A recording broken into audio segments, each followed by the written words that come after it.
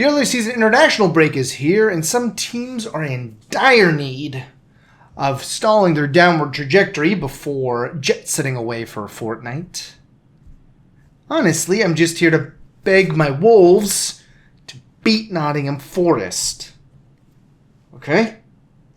Otherwise, we're going to get a true test of Brighton at the Emirates, and United hosts Liverpool at Old Trafford. Thorough coverage today on Coffee with a Kick. Hello and welcome back to Coffee with a Kick, match week 3.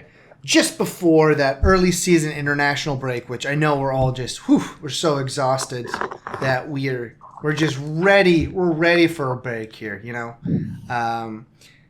Well, I'd say we just go ahead and get into it so we can get these boys off to their international duties.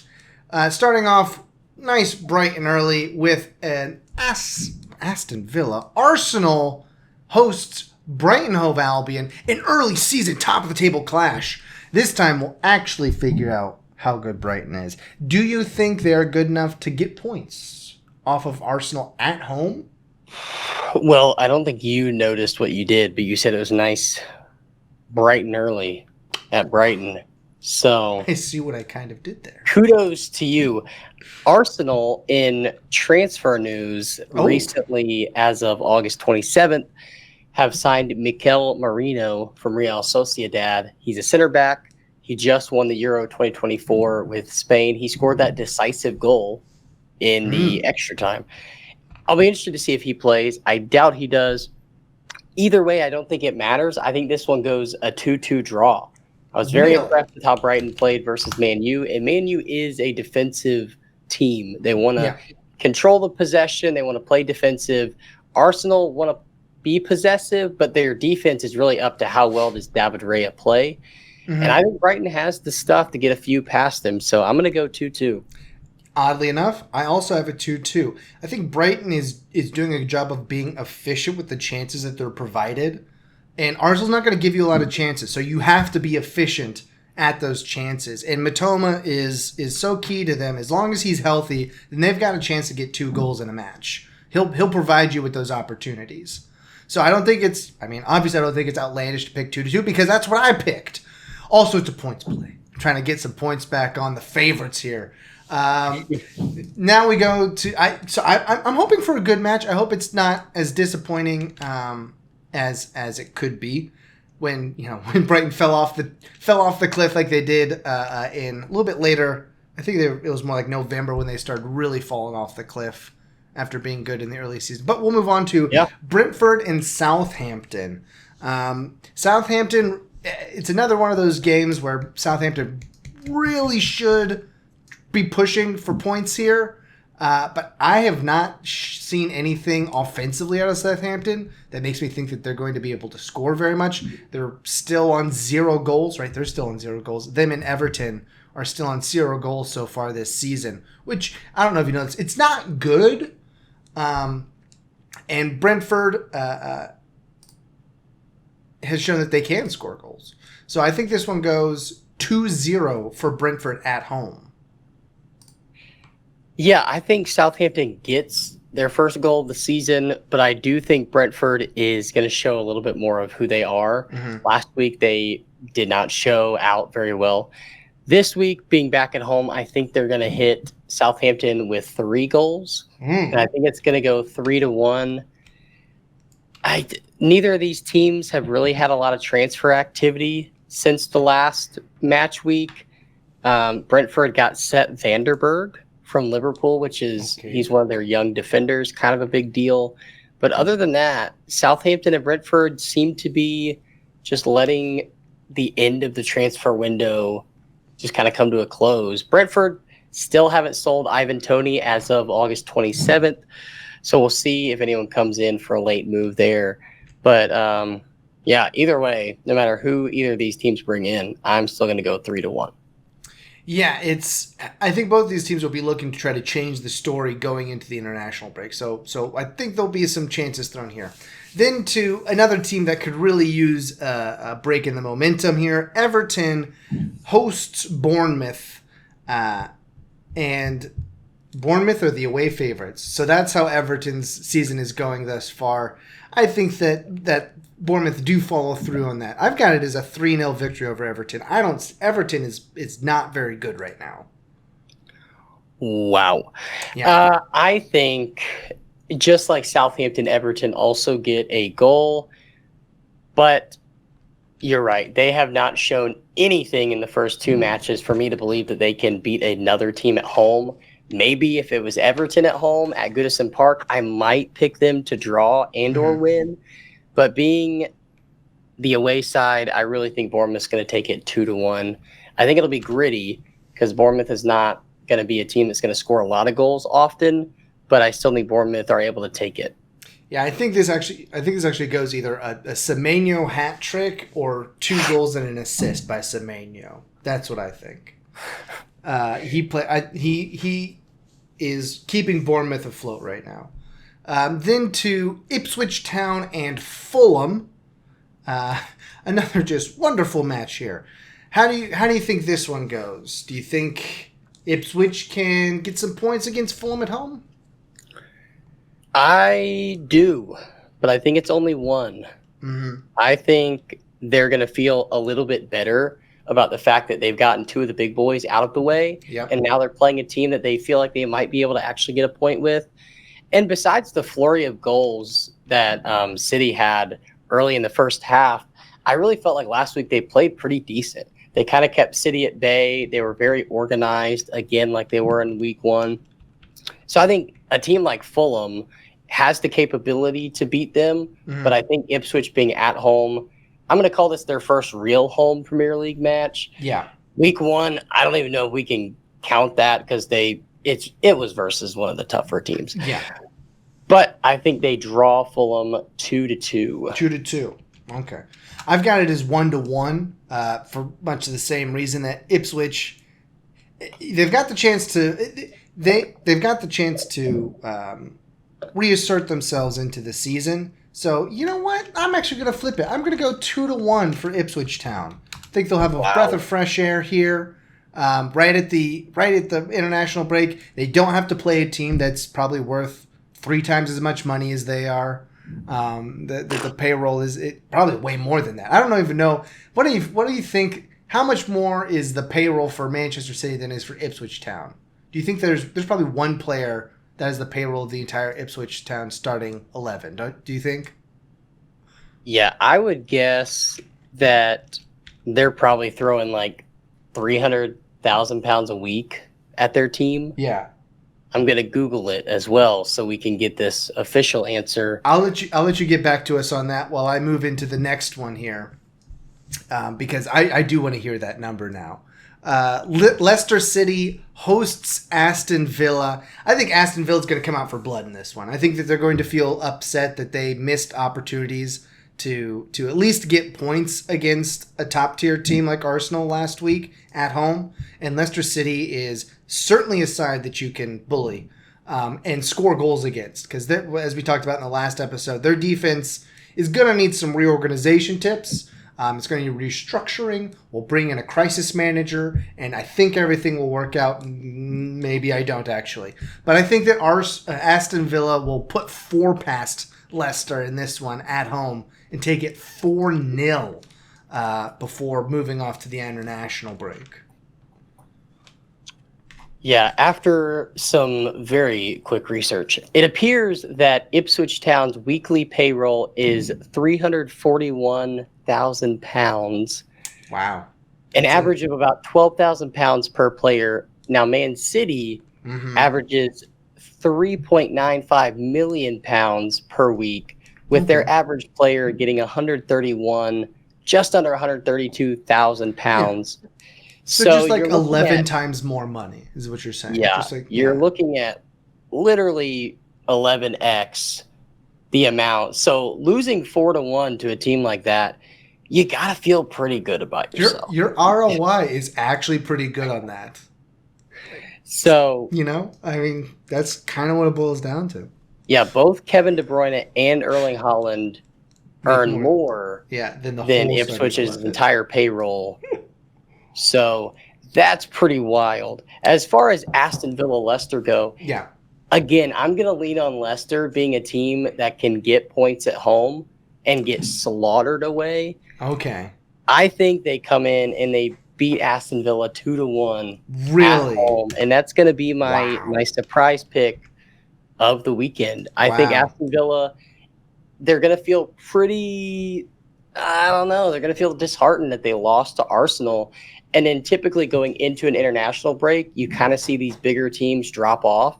It's like the game before and the game right after international breaks. Mm-hmm. For some reason, their heads just aren't in it.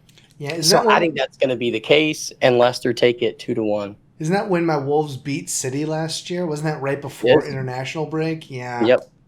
Good times. I don't think it's going to happen this year. Speaking of my Wolves, what a segue. We have to beat Nottingham Forest before we go. Do you think we can? Just like a Band-Aid. Just like a Band-Aid. Okay. I'm going to go 1-1. All right. I think this is probably a pretty even match for both teams. Both teams want to win. Both teams have gritty defenses. Both teams play rather physical. Mm-hmm. So I think it's going to be a pretty physical 1-1 draw, which will be good for Wolves to go away from home and get a point. Yeah. I've got it optimistically as a 3-1 victory for my Wolves. I think our offense had more chances than we converted, but we still got 2 goals against Chelsea, who is a better team than Nottingham Forest. Nottingham Forest, this will be a very important match for them, similar to last week for them, where they were able to convert and get the full 3 against a bottom table team. This one, 1-1, that's probably the good pick. I'm going to go with 3-1 for my Wolves, with Mateus Cunha and Ait Nori getting himself a goal. Not on the assist, but in a goal here for Ait Nori. Wow. Yeah. And then from there, we move to Manchester City, going to the Hammers house there in London. Not sure what part of London. It doesn't come to mind immediately, but somewhere in London. The Westham United club will host Manchester City. I've got this one as a pretty nervy 2-1 for Manchester City. I think that West Ham is playing pretty decent. Now, could City overwhelm them? Quite possibly. But if West Ham gets a breakaway early goal, similar to what happened in last week against Ipswich Town for Manchester City, I think they have a better capability to organize their defense than Ipswich Town did. Yeah, I have this going as a 4-0 win for City over in East London. I think it's going to be City beating Ipswich 4-1. You might expect that, but this early in the season to get that kind of momentum early of just goal scoring over and over again, Haaland getting a hat trick in the second match, I think it's just going to carry over into this one. West Ham is not as imposing as they were a year or two ago, and City look more equipped for the counterattack than they ever have. And we didn't even mention this in the last video, but they have a certain someone who has decided to return to the squad in Ilkay Gundogan. Gundogan is now back, basically being a player coach. Not sure how much he's going to play, but having his presence back is going to spark that kind of, I don't know, reminiscence of 2 years ago. So I think 4-0 is a pretty solid win for City. I don't see West Ham being able to stop them, and I really don't see West Ham being able to score against City. Do you think this is him playing for the manager slot when Pep leaves at the end of the year? I think that he's certainly going to have a spot on a manager's roster if Pep leaves, or even if Pep stays. I think he's kind of got that Arteta vibe where he wants to play, but also he really wants to be a coach, wants to get that right fit.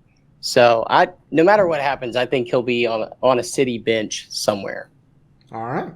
Well, next one up after that, moving over. I think we're moving over to Sunday at that point. Let me make sure. Yeah, the first match on Sunday morning, well, simultaneous with Newcastle and Spurs, but we'll get to them in a moment. Chelsea hosts Crystal Palace in London. Another London derby. What do you have for this one? I think this will be high scoring. I think Crystal Palace is going to take advantage of Chelsea's lack of defensive organization. Yep. And they're going to score goals. And I think Chelsea's also going to score goals because Crystal Palace also is not very sound on defense. They kind of play a back three, and at times they can get caught out. Their wing backs don't really get back that much. So I think it goes 3-3 draw, and Crystal Palace will be happy about that being at Stamford Bridge. I'm not just saying this to say it, but I also have it as a 3-3 draw, okay? I'm on the same wavelength. I kind of fed this to in the last episode, said that Crystal Palace could give Chelsea some trouble because that's what I think. That Crystal Palace, the only thing going against Crystal Palace is that Chelsea is very good at scoring. They're just also bad at defending. 3-3, looking for a high-flying match. I'm down for it. Even and they're not going to be they're going to be in their giant eagle uniforms, Crystal Palace, instead of their terrible bloody eagle stripes. So I don't know which one's worse, but they're both pretty bad. And Chelsea will have they're going to be their like melon colored ones, right? I think that's what they'll be wearing. Who knows? And then we go to all the way down, I believe, to Newcastle. Is that as far across? I can't remember. No, wait, they're over here? I don't remember. Newcastle hosts Tottenham is the answer. Okay, Newcastle hosts Tottenham. I think that Newcastle is struggling right now. And I think that Tottenham will expose them. Tottenham is playing very well with Heung-min Son up there up top. I think they get 4. I think they hang 4 on them. 4-1 is the scoreline that I'm going for. Enough 4s in that sentence? I think that it being at St. James's Park, I think Tottenham has shown inconsistencies underneath Postecoglou, or however you say his name. It's Postecoglou. Okay, he's from New Zealand. It's Postecoglou. Yeah, correct. That's exactly how I wanted to say it. I think that Tottenham just haven't been great away from home when he's been the manager. And it's kind of been a theme throughout his entire tenure of managing Tottenham, of managing, I believe it was Celtic he was at before. So I think that that's going to continue. I think it's going to be a 1-1 draw. I think Newcastle comes out hoping to get something going into the international break, and then being at home, I think they get a point. Well, we'll see. I mean, that's why I got the jersey on. Newcastle, up the Magpies. Newcastle. They've just underperformed against the teams. In Tottenham, I guess they performed well against Everton, which is not saying a lot. But we'll see. We'll see. And then to finish off the weekend, we have Manchester United hosting Liverpool over at Old Trafford, which is. It'll be interesting to see if Liverpool can break down that Manchester United defense efficiently. How do you think that this one ends up?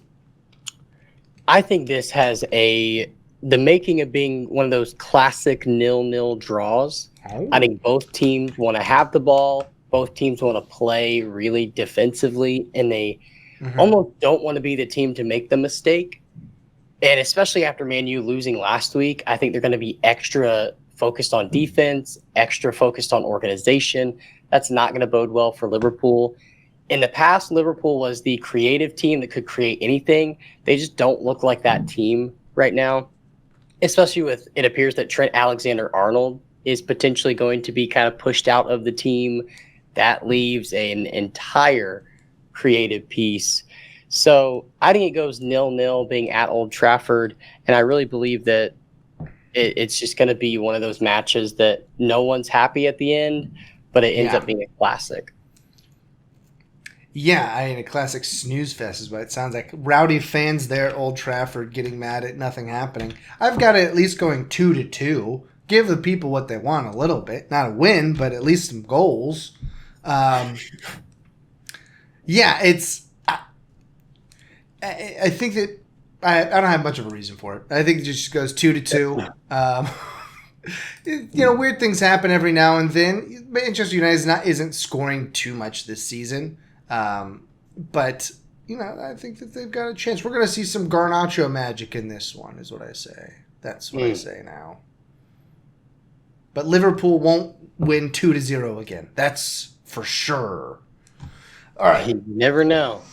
You never know. It could be 2-2. It could be 0-0. It could be 2-2. 2-0. Who knows? What's going to happen? Well, until we figure out what happens and get back to you with a report of such happenings, why don't you go ahead and... before we go, do you have anything else to say? I didn't give you an opportunity in the last episode.